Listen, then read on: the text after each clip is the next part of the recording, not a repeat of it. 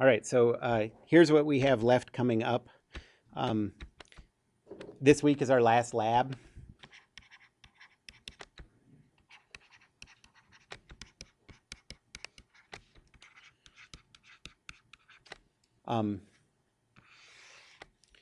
And remember, you can miss one lab, so if you've made it to all of them, you don't have to come to lab this week.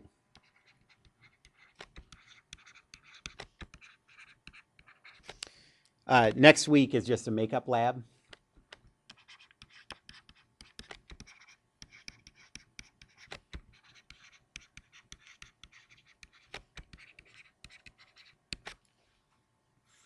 And then for exams, we have an exam next Monday. Is that right? Yeah, next Monday. The makeup exam is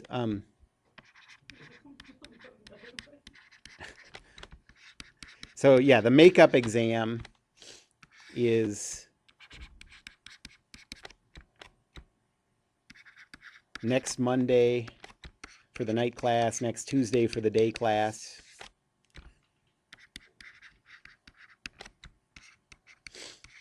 And so you don't have to tell me ahead of time or anything. Just if you want to take a makeup exam, just show up and I'll have a pile of each one and tell me which one you want. The format's going to be just the same as the first exam. And there will be a quiz on it. So, and I'll score those separately. So if you improve your exam score but get 0 out of 5 on your quiz on the makeup exam, I'll just keep your old quiz score but update the. So there's no harm in any way in taking the makeup, you know. That's class. It'll just be like a test day. So yeah, if you don't want to take a makeup exam, just don't come to class, or it'll be a very boring class.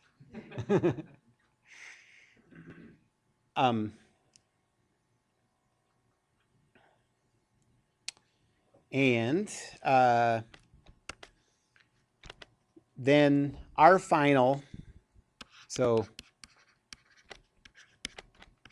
exam 5 is going to cover, so the plan is for it to cover these topics. So first is conservation of linear momentum and conservation of energy. That's the one that we're going to hopefully finish today. And then rotational kinematics and rotational kinetics.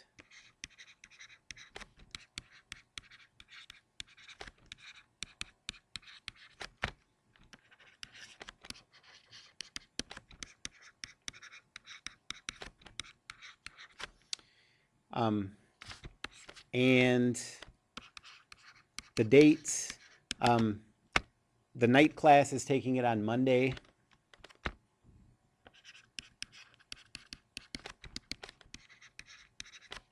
That's the 16th at 6 p.m. That's in this room. So S1326. And then the day class, if you need more time to study or whatever, the day class is taking it Friday, 12:20 at 2 p.m. in C1016. So basically, you know, you get the choice of the first day of finals week or the last day of finals week. What? It is also cumulative, yes. So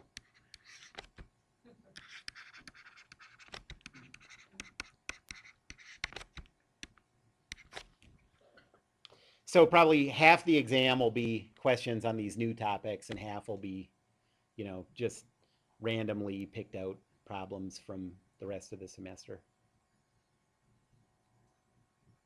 And it's basically worth the same as the other ones, a little bit more. The other ones are each 15% of your grade, and this one's 20%.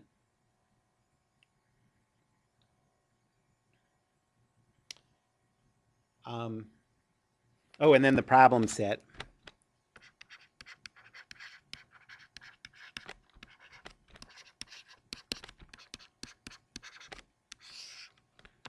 It's posted now, and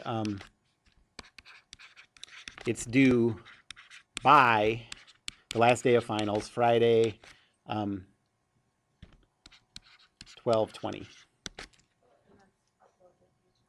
Yeah, you can do it two ways. You can turn it in person, or you can, I put a Dropbox on D2L, so you can put a PDF in the Dropbox. If you, as a last resort for creating the file, you can use a digital camera or something and take a picture of your work, but it's not as easy to read. So at least make sure that it's a clear picture. Like, don't turn in like a blurry picture. But PDFs work a lot better if you can get to a scanner. For the acceleration vector, do you want like the two separate ones or just? I can't remember what it says. Let me look. Acceleration, like it's not specifically on the circle, but it's off on curves. But I don't know if you wanted like. Oh yeah, I want the total one, but you might want to break that up into like so if something's, yeah, you're just guessing kind of a quadrant, like, so it's speeding up, so it has a component like that, and it's turning to the left, so it has a component like that. So your answer is something like that. Yep, that's all. If we have more questions on it, can we come to the makeup lab? Oh yeah, sure. No, that's great. Yeah, that makeup lab, yeah, you're welcome to come with questions about anything. The outline, not very detailed. Less than a page of handwritten stuff, I mean, basically, it's just an exercise for you to look back at your notes, remember how everything fits back together, that's all. It would have to be a pretty terrible outline for me to take off points. But I'm sure someone is going to do it. I'm guessing Alex.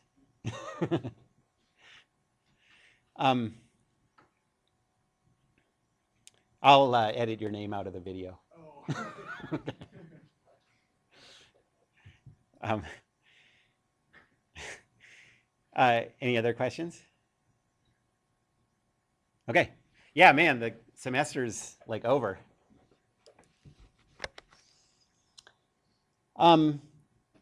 So we finished talking about conservation of linear momentum.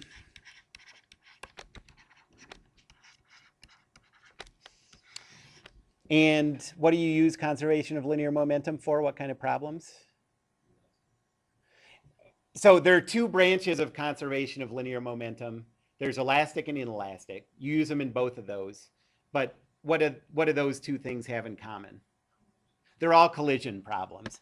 And so if you don't remember anything else from this semester, this would be a really weird choice of the thing to remember. But if you remember, say, 7 things, maybe this would be one of them. Conservation of linear momentum, you use that anytime there's a collision in the problem. And so it's easy to know if you're going to use that. So now on to conservation of energy.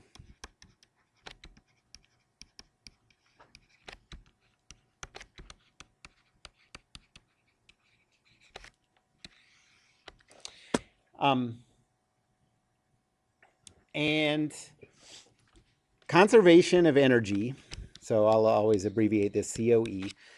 Conservation of energy is one form of the work energy principle.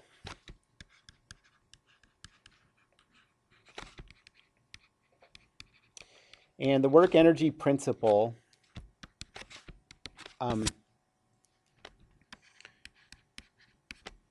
says add up all the work on an object, and that's equal to the change in kinetic energy of the object. So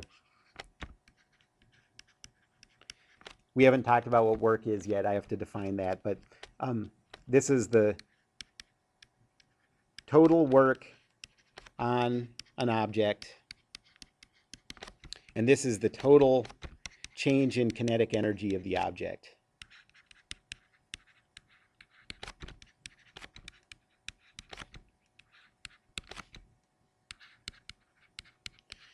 And we've defined what kinetic energy, we've gone through that definition. It's 1/2 the mass times the speed squared. So increase the mass or increase the speed, the kinetic energy goes up. You can think of kinetic energy as a measure of how hard something is going to be to stop. You know, a rhinoceros has a lot of kinetic energy. A snail doesn't have very much kinetic energy.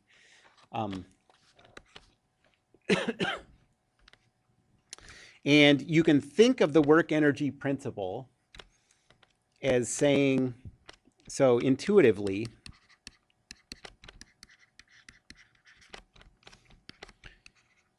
the work energy principle says something we already know that I've talked about a lot of times.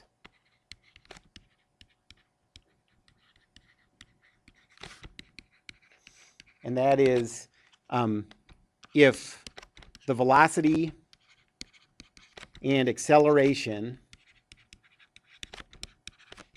are in the same direction,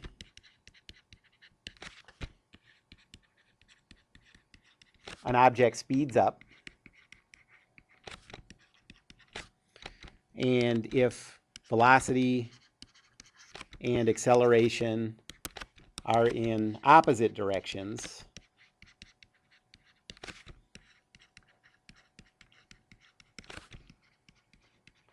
the object slows down. Okay, so this is the thing to sort of center this idea of conservation of energy and the work energy principle on, because talking about energy, a lot of this is going to seem pretty non-intuitive, you know. Talking about stuff in terms of forces and accelerations, you can sort of imagine what's happening, picture these vectors. But conservation of energy isn't that way. So I want to sort of relate it to this thing. Okay, so what do we need to talk about? So I guess the first thing I have to do is define work.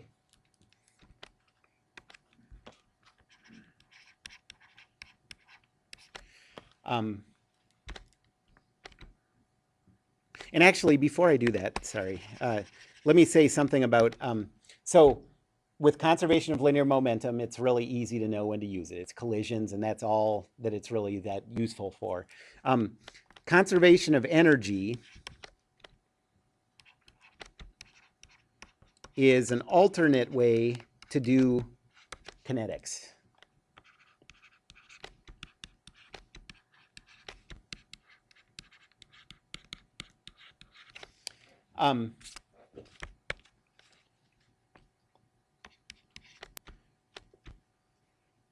To make it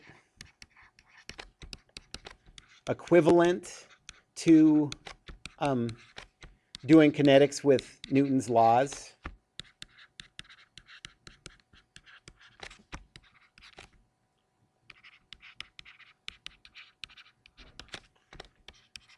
requires calculus.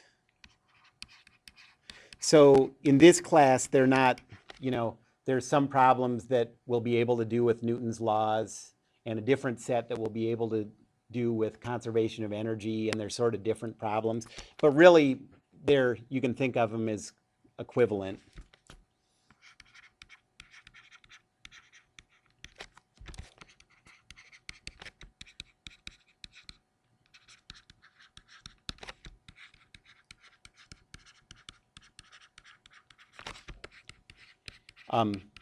But the reason that we're doing both of these two methods is some problems are easier with one approach and some are easier with another approach.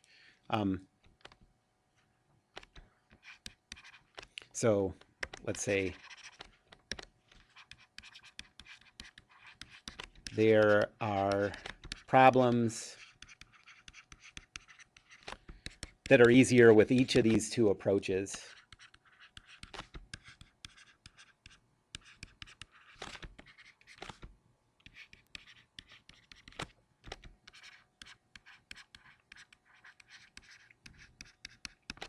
All right, so to start talking about the work energy principle, the first thing that I have to do is define work. And a definition of work is energy added to an object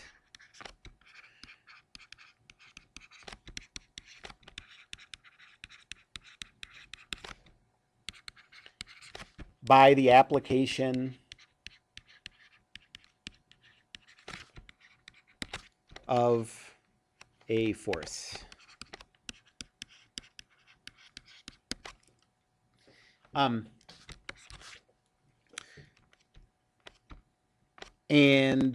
So work is positive if the force vector and the displacement vector of the object are in the same direction.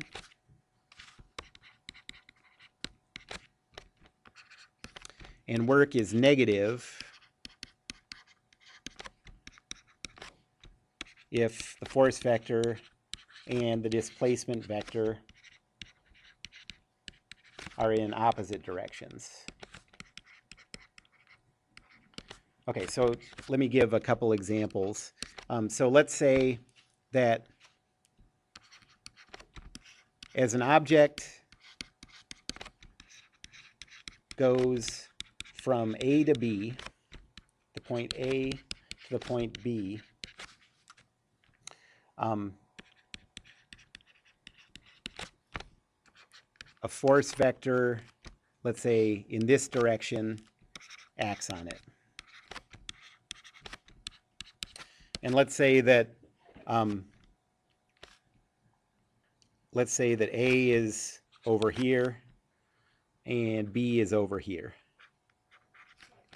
Okay. So looking at that picture, what's the direction of the displacement vector? Yep, the displacement vector goes, to calculate it mathematically, it's the coordinates of B minus the coordinates of A. And what that gives you is a vector like this. Okay. So are F and D, so really there are only two options, okay? Are they more in the same direction or more in the opposite direction? They're mostly in the same direction. The cutoff would be 90 degrees. That's when they don't have any, that's when they have exactly zero relationship between, their two directions. So in that case, the angle between them is less than 90 degrees.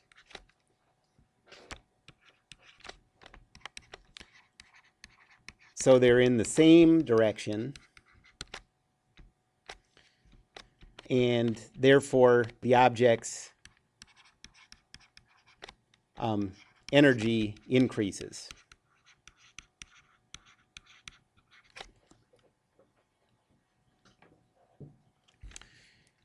For a second example, so let's say that now it's going, so I'll use the same 2 points, A and B. But now let's say that the force vector is like this. Okay.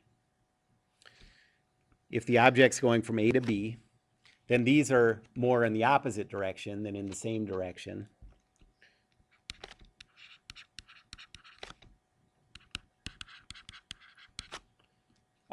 The angle between them is greater than 90 degrees.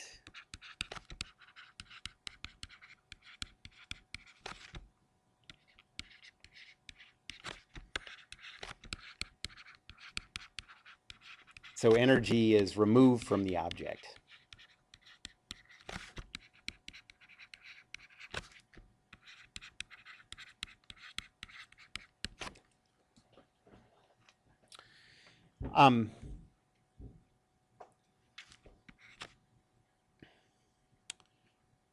Okay, so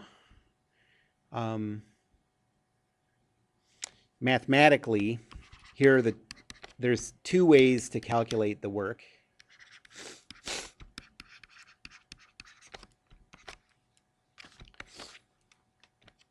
You can, so this is the vector approach. Whoops. The work is equal to F dot D. This dot is an operator called the dot product. And what the dot product means is you multiply the x components of the two things you're multiplying and add that to the product of the two y components. So in this case, it would be fx dx plus fy dy.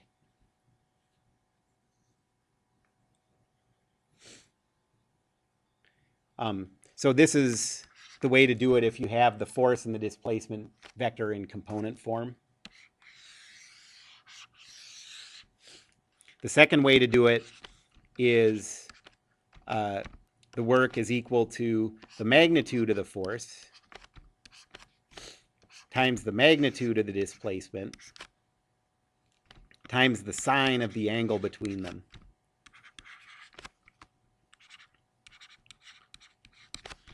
This is the angle between F and D when they're tail to tail. Okay, so that's two ways to do that calculation. And both of those two ways say the same, so these are magnitudes.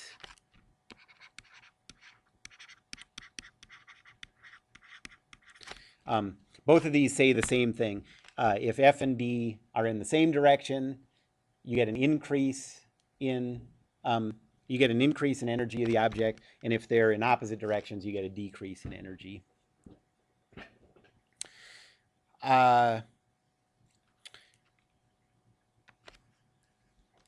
So now I want to just think about relating this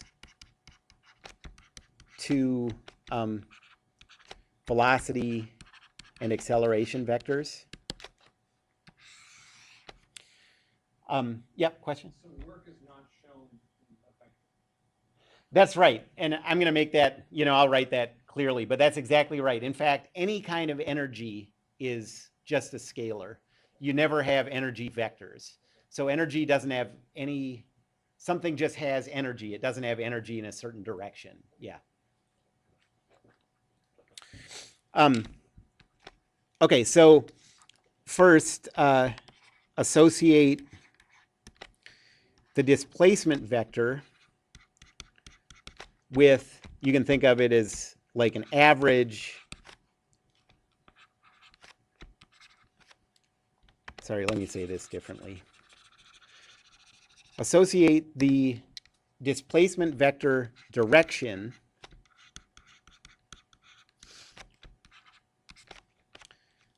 with the direction of an object's average velocity vector. Okay, so if it goes from here to here, okay, then on average its velocity has to be in that direction. That sort of makes sense, right? Like, how do you get from here to here? Well, you move in that direction, and the direction you're going is the definition of the velocity vector. Okay, and then associate the force direction with an object's acceleration, right? Like if that force is the only thing acting on the object, then that's the direction it accelerates, right? So I forgot this again. Associate the force vector direction with the acceleration direction.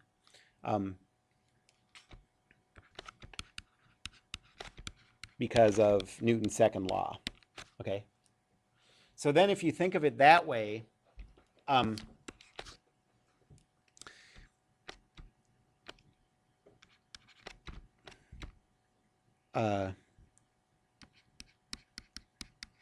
in this way of thinking,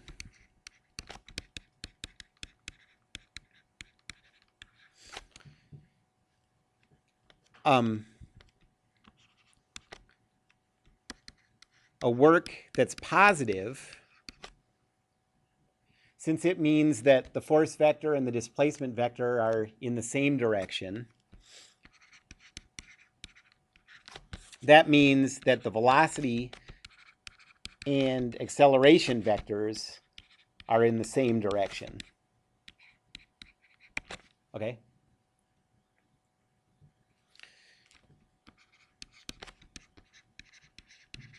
We know that means the object is speeding up.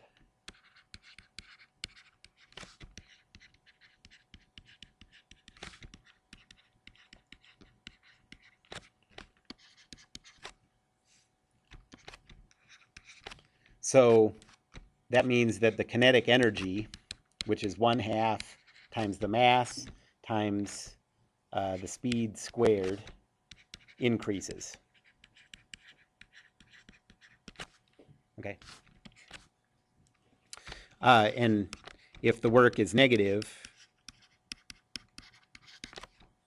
it means that the velocity and acceleration vectors are in opposite directions.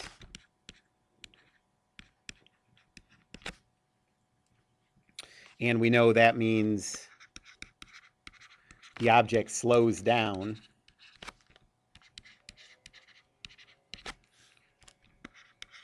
So the kinetic energy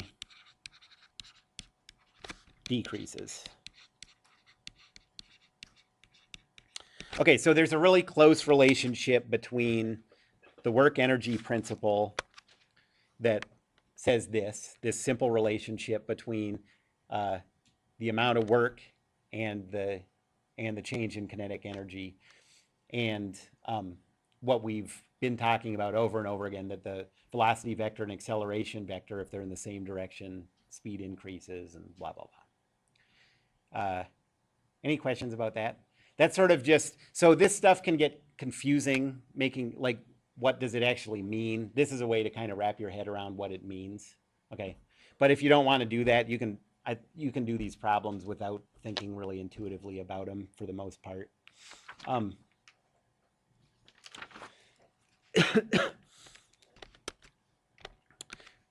SI units.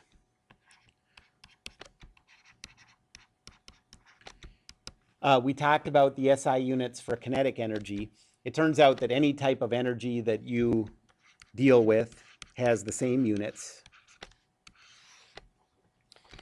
You can look at the formula for work, and what are the units of the force? Newtons. What are the units of displacement? Meters, yep. And so you have newtons times meters. Another way you can think of that is a newton is a kilogram meter per second squared times another meter. So you get kilograms meters squared per second squared. And so the units of energy are kilogram meters squared per second squared.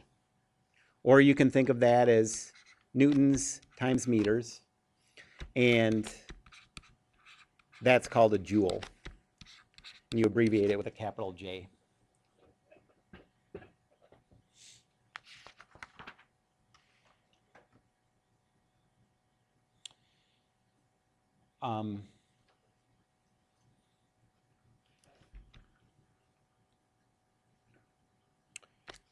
One thing, okay, so there's two things that I guess I want you to notice.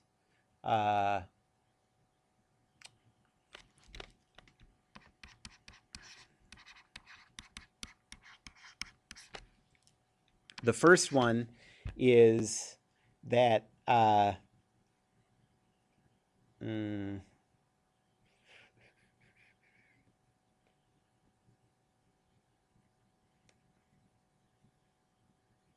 is important, so don't forget this.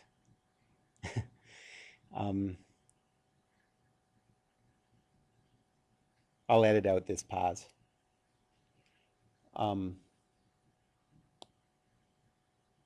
Oh, okay. The first thing is this formula,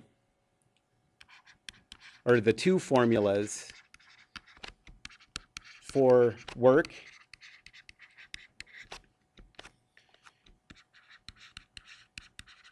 require a constant force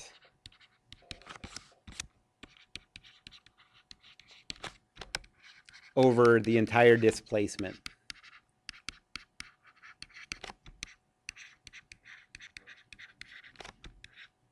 Yeah, that's right. That's right. And that actually rules out a lot of stuff. You can, the idea of work you can do with non-constant forces. You just have to use integrals. So, you know, you need calculus for the, so we're not going to talk about that. And the second thing is what you mentioned, that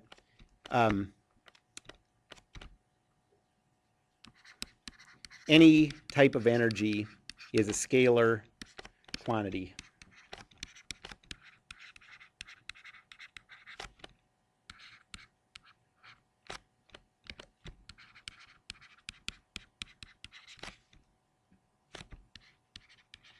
Not a vector.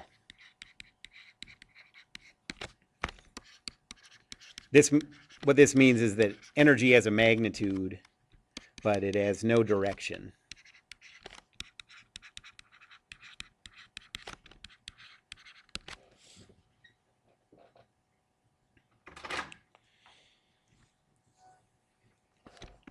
Okay, so let's do an example.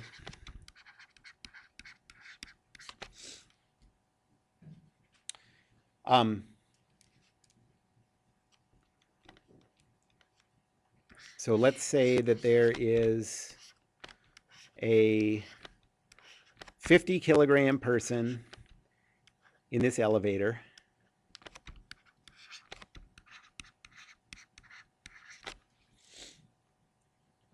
And let's say that the elevator is accelerating. Well, no, not, let's say not accelerating. Let's say that it's moving up with a constant speed of, let's say, 4 meters per second.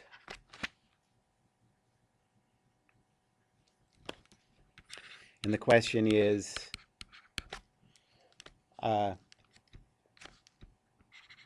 what's the work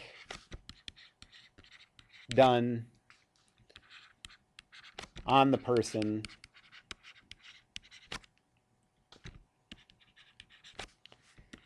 by the elevator?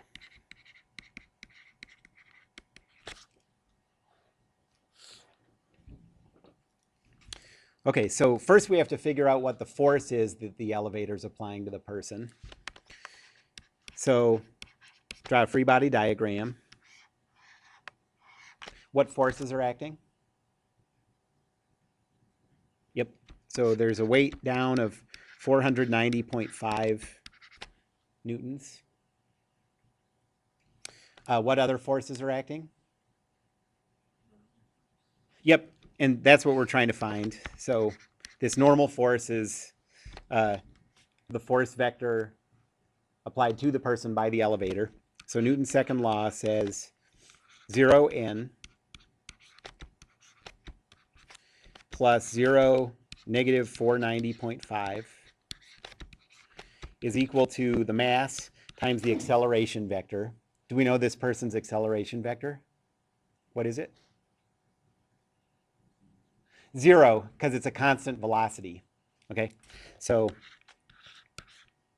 from that, we know that the normal force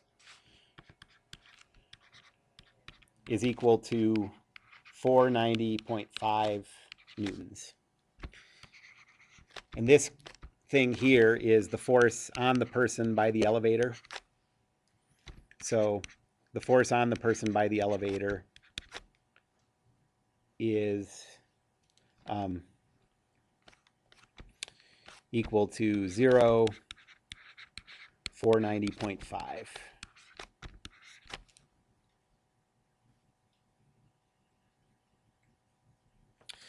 And I forgot to say something here. Let's say that this, so we need to give in order to calculate the work, we need to know the displacement of the person. So let's say that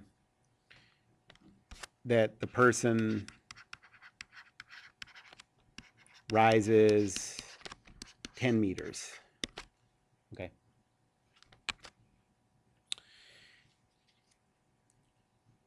All right, well, we know the force vector. What's the displacement vector?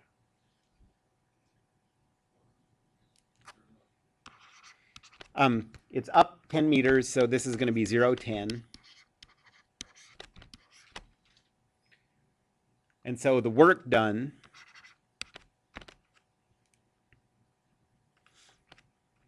by the elevator is equal to 490.5 dotted with 0, 10. And that's 0 times 0 plus 490.5 times 10. And so you get a total work of 4905 joules positive.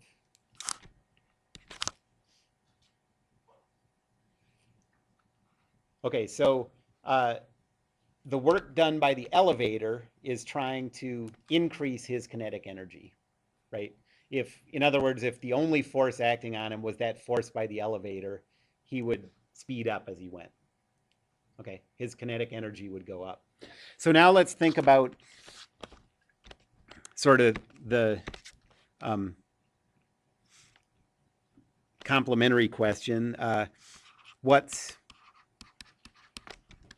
the work done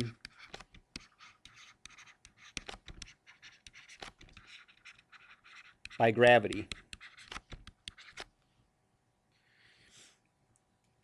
Well, we have to think about what the force is produced by gravity.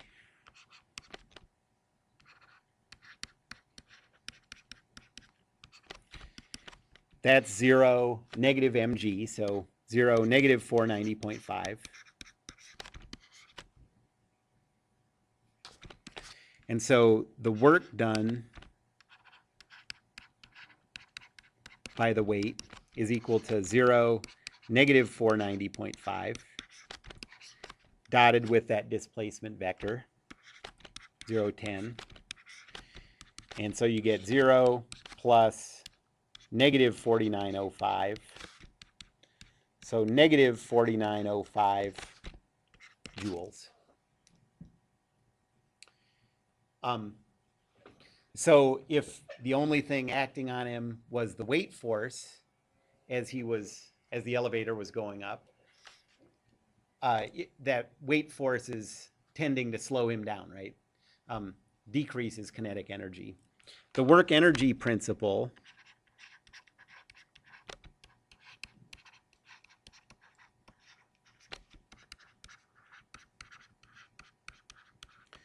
says add up all the work done on the chosen object. That's equal to the object's change in kinetic energy. So we had a positive 4905.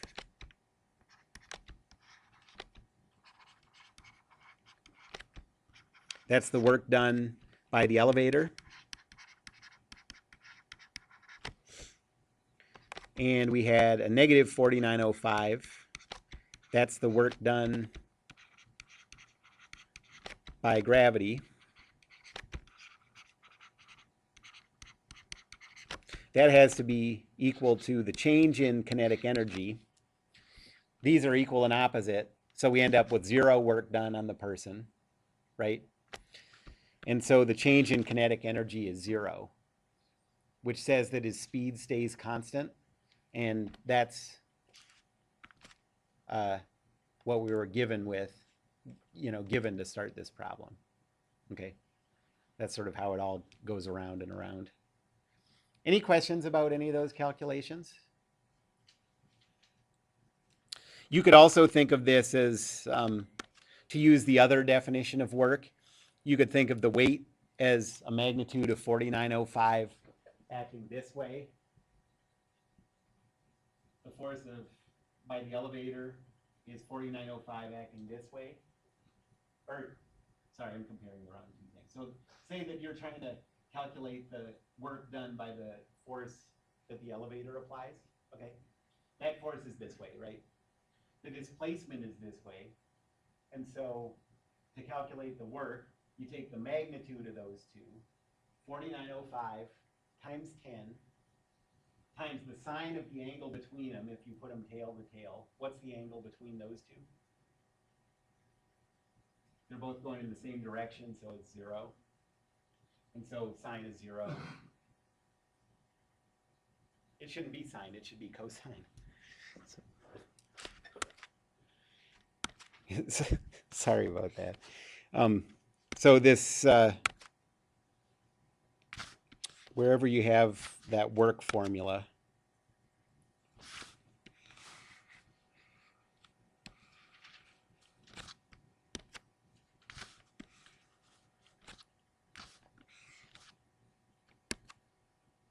okay, so this second one, this should be a cosine.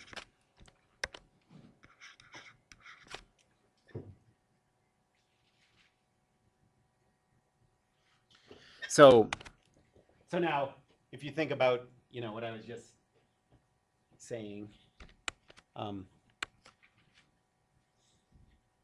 so 4905 up times 10 meters, the angle between them is 0, cosine of 0 is 1, so you end up with 49 or 490.5 times 10. Okay, that was a total jumbled mess. But I'm going to correct that in editing. I have really good editing software. It might not sound like my voice, but any questions about any of that?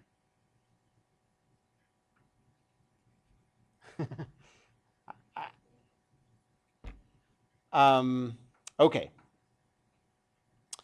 So the next thing we have to talk about to get to conservation of energy is conservative versus non-conservative forces and potential energy.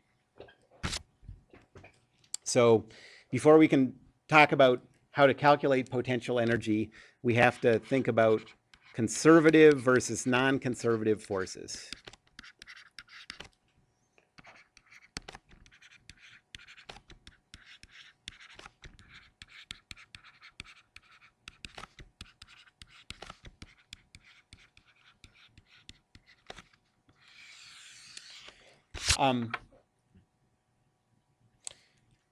And so if the force on a chosen object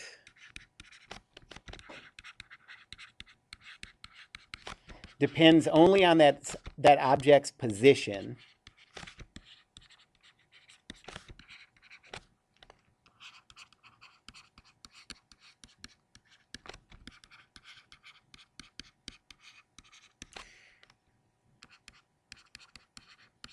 that force is called conservative.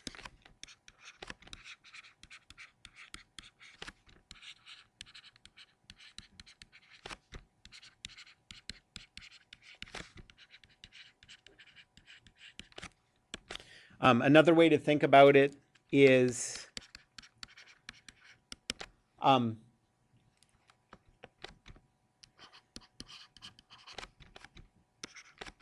for a chosen object,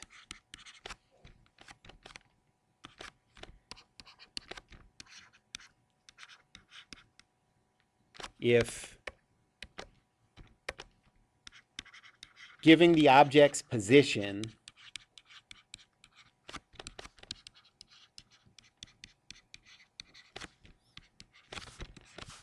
is enough information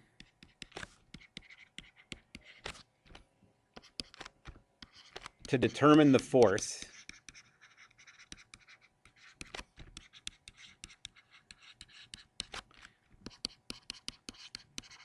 then the force is conservative.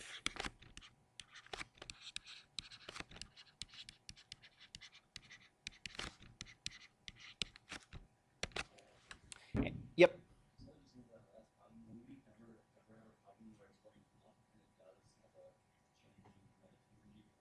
If it was accelerating, it would.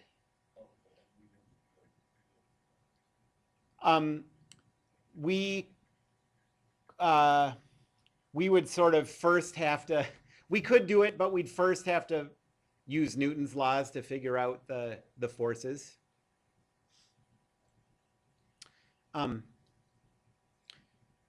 Okay, so any other question or, okay. If a force isn't conservative, then it's a non-conservative force. So it's either conservative or it's not. Those are the two categories. Okay, so let's think about some of the types of forces that we've dealt with in this class and think about which ones fit into this conservative force category. So first, let's think about gravity.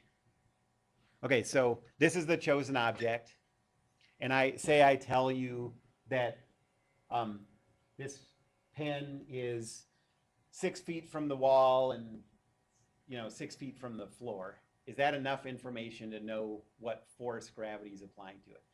And it's a chosen object, so you know the mass. You know the mass. You've already chosen the object. So is that enough information to know the force? Yeah, it is. And in fact, with gravity, it's sort of a extra simple case. You don't even have to know the position, right? The way we treat gravity, it's the same force down here as it is up here and whatever. So, so the force of gravity is conservative, okay? Let's think about a normal force. So say the chosen object is sitting on the table there, and say I tell you, okay, the location of this chosen object is whatever that is. Is that enough information to know what the normal force is? It's not, because the problem is we don't know what other forces are acting. Okay, like it's in the same position right now, but I just increased its normal force. Okay, so the normal force is non-conservative. The weight force is conservative. What about the friction force? It's non-conservative, and you can think like, right now I'm pushing on it this way, so the friction force is that way. Now it's in the same position, but since I'm pushing this way, the friction force is that way. So it's non-conservative. In this class, and this really is the definitive way to remember this for tests and whatever, there are only two types of conservative forces. So everything that isn't in this list of two is non-conservative. And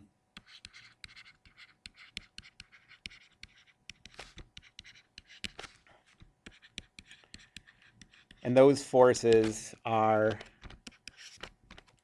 the weight and forces applied by springs. That seems like sort of an arbitrary thing to study. We haven't talked about springs yet, but this is one thing that that we can calculate. And actually, in engineering, spring forces end up being more important than you might think at first, because you treat the deformation forces of engineering materials like metal wood, you treat those as very stiff springs. But the way that works is, so now this is the chosen object, and imagine that it's attached to a spring that's attached to the wall, okay? And say I stretch it out to here. If I give you that position, is that enough to know what the force is applied by the spring? It turns out it is. And it doesn't matter whether you're stretching the spring really fast to get to here, or you stretched it way out to here and then let it go. Well, it matters if you've done it, stretched it enough to break the spring. But as long as it's in its operating range, it doesn't matter what you do in the meantime. Once you get back to that prescribed position, that position is enough information to know what the force is.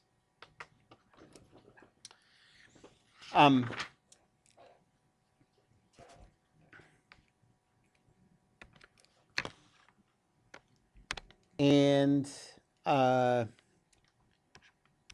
if a force is conservative,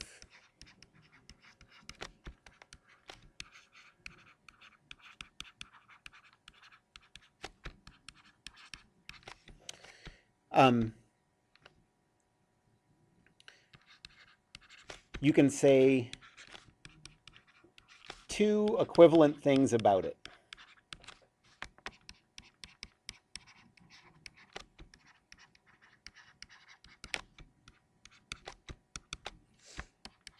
The first one is that you can define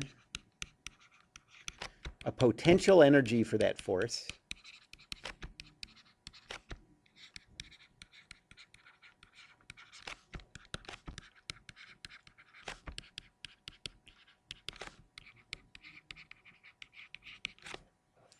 And second, that force can be represented as a force field.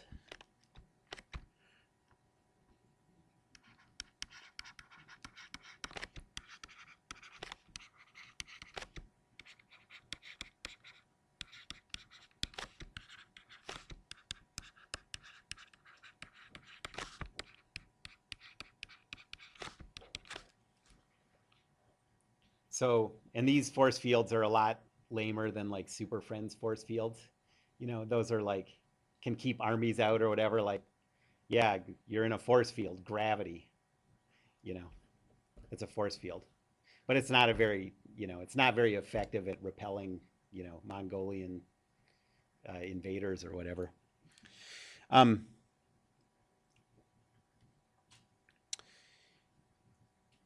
Okay, so the potential energy for these two forces. Oh, and just to be clear about this, neither of these are true for non-conservative forces.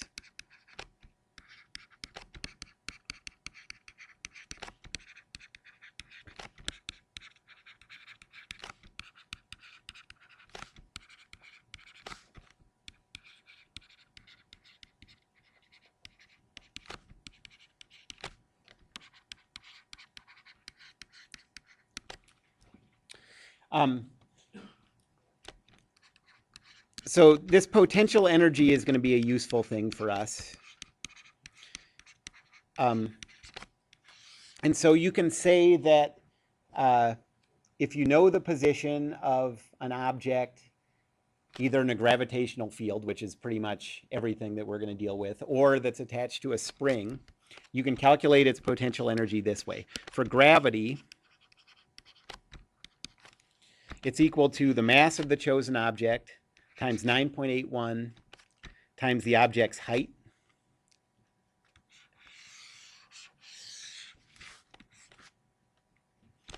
And for the spring, the potential energy is 1/2 times K. That's called the spring constant. It tells you how stiff or flimsy a spring is, times x squared. This K is, so most people just call it the spring constant, or you can call it the spring stiffness. If it's big, that means the spring is stiff. And if it's small, that means the spring is flimsy, easy to stretch, and easy to compress.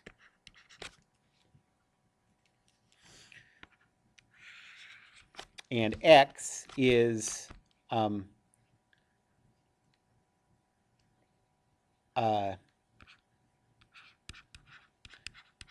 the displacement of the chosen object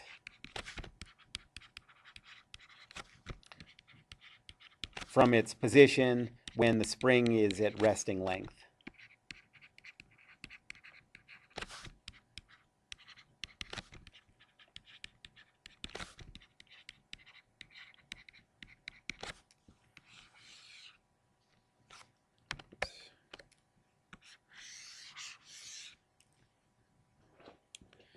Okay, so the potential energy due to gravity gets bigger as an object gets higher and smaller as it gets lower. The potential energy of an object attached to a spring gets bigger as the spring is stretched more and gets smaller as it gets closer to its resting length. And then also, if the spring is set up so you can compress it past its resting length, that potential energy also gets bigger as you compress it past its resting length and, you know, gets smaller as it returns to the resting length.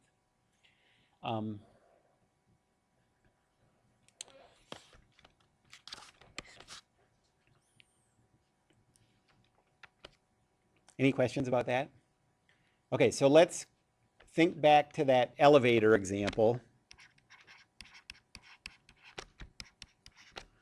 So we're going to go back to the elevator.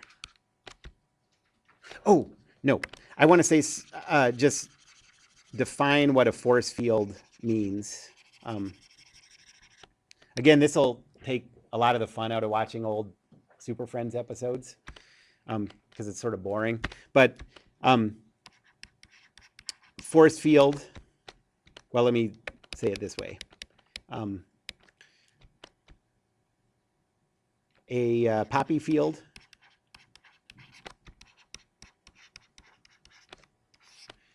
is some amount of space where wherever you go, there's a poppy there, right?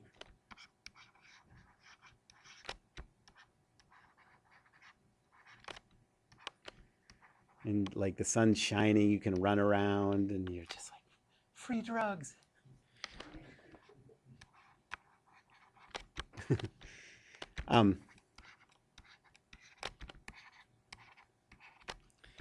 Okay, so everywhere you go, there's a poppy.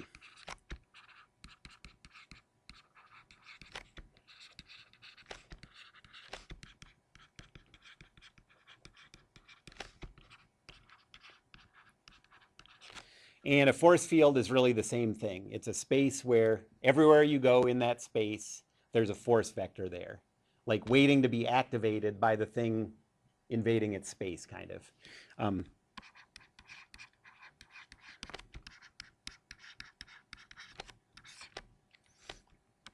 So there might be a force like that there, a force like this here, one like this, one like this, okay?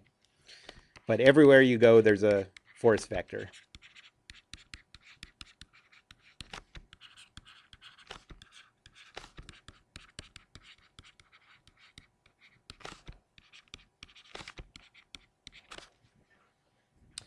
So can anyone picture what the force field,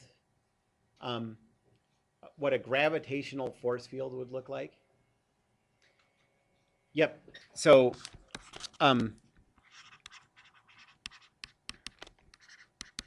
this is the simplest one of the two that we're going to deal with. It just says no matter where you go, there's a force vector with a magnitude of mg, and it's pointing down.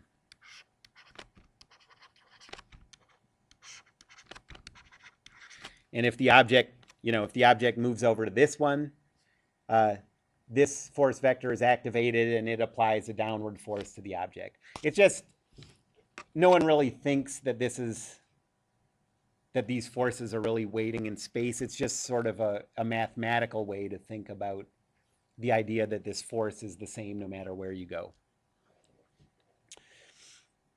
Any questions about that force field idea? Okay, so now let's go back to the elevator example.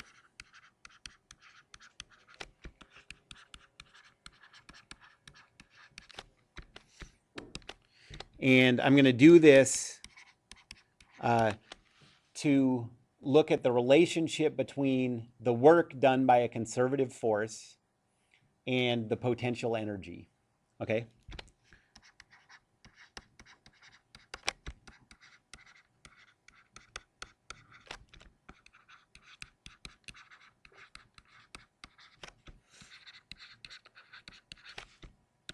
So what's the relationship between the work done by a conservative force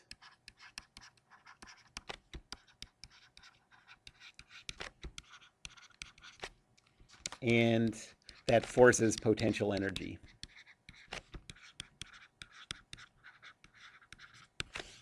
Well, we looked at the work done by two forces on the person in the elevator. One was the force of the elevator. That's a normal force. That's non-conservative, so this doesn't even apply.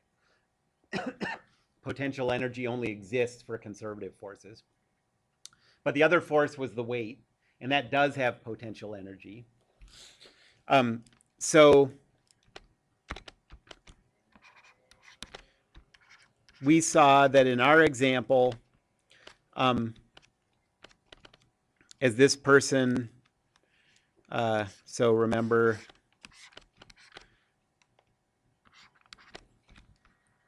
this was going up at a constant speed. It went up a total of 10 meters.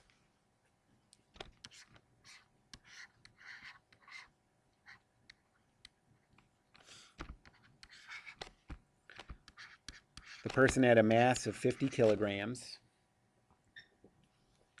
And we saw that the work done by gravity was equal to negative 4905 joules. Okay.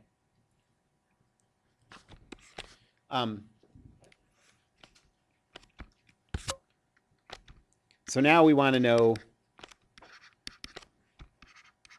what are the potential energies due to gravity at the top and bottom of motion.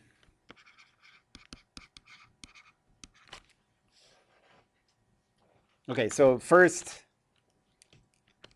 let's say at the bottom, at the starting point. Well, we know the potential energy due to gravity is equal to mgh. So that's, we know the mass is 50, g is 9.81. What's the person's height at the start of the motion?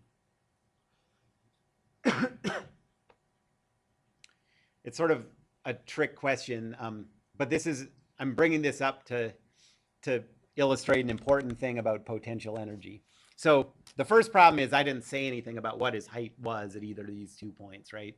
I only said what the change in height was. The second thing is, even if I had said he's 12 and a half feet off the ground at the start, what makes the ground special? You know, that's just some builder just put the floor there, you know? Like, wouldn't it make more sense to say the center of the earth is where is the bottom level, the zero height? Or wouldn't it make more sense to put it at the center of the sun or the center, you know? So it's important to remember that h is totally arbitrary. You choose a zero height in any problem. You just have to be consistent about it through the entire problem. Okay? So we could choose our zero height to be at the starting point, or we could put choose our zero height to be at the ending point, or we could choose it to be 100 feet off of one of those or whatever. But you just have to be consistent through the whole problem. So I'm going to say h equals 0. I'm going to choose that at the starting point.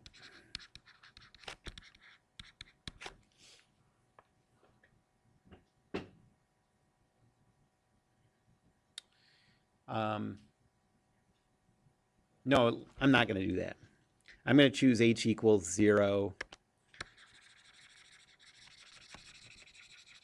at the midpoint between the two.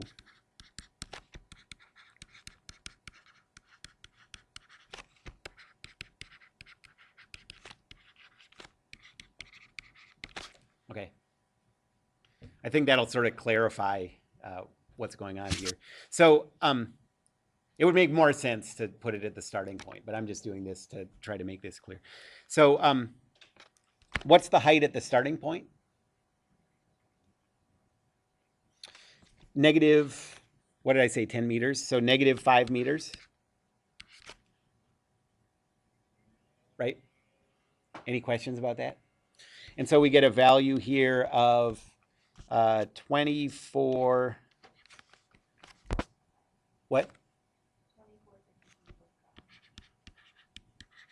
Okay, and that's negative. And what are the units? Joules. And now at the top,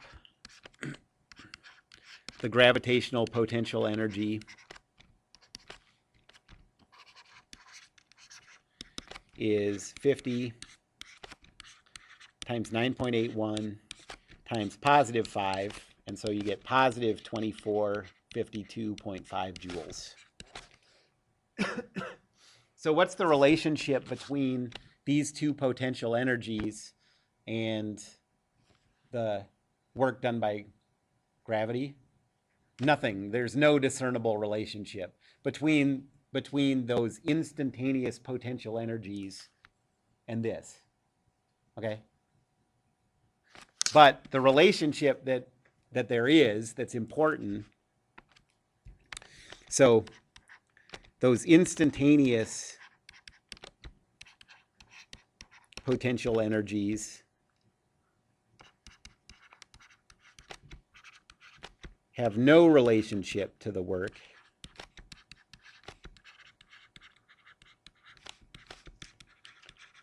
But the work is equal to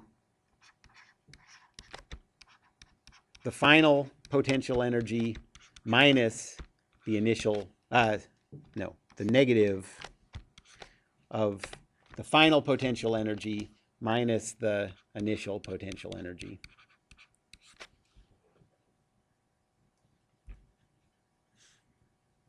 Okay. And this is always true.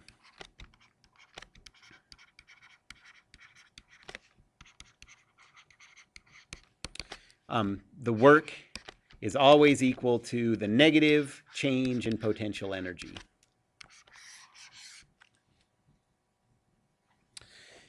And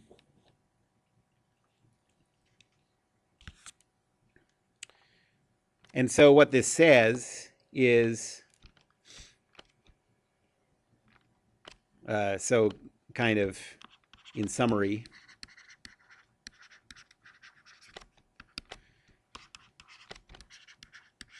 to use the work energy principle,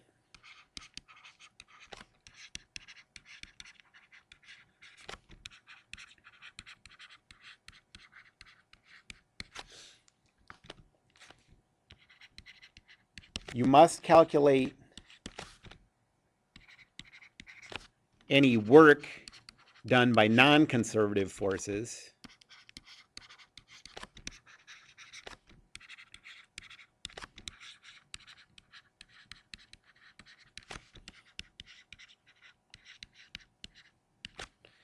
but you can use potential energy instead of work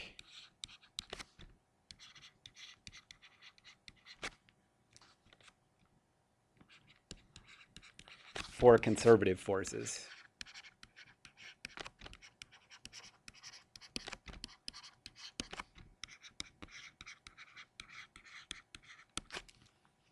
And so using this,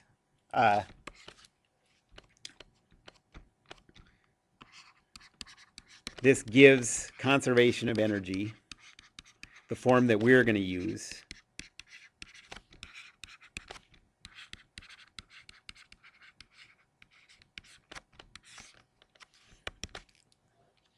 And that says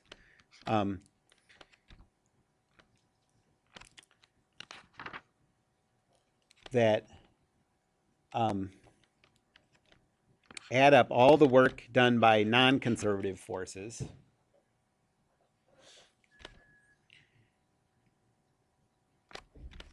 and that is equal to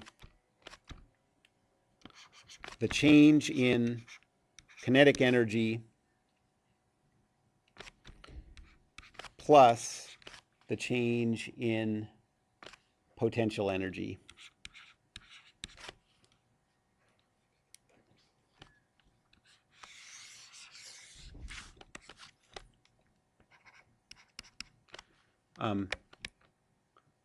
And we're even going to use, most of the time, I think maybe all the time, we're going to use an even simpler form of this in our calculations. So it simplifies even more if there's no work done by non-conservative forces.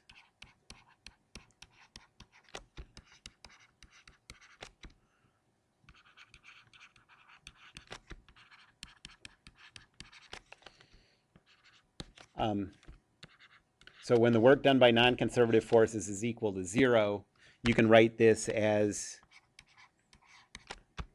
the kinetic energy at instant 1 plus the potential energy at instant 1 is equal to the kinetic energy at instant 2 plus the potential energy at instant 2. And that has to be true for any 2 instants.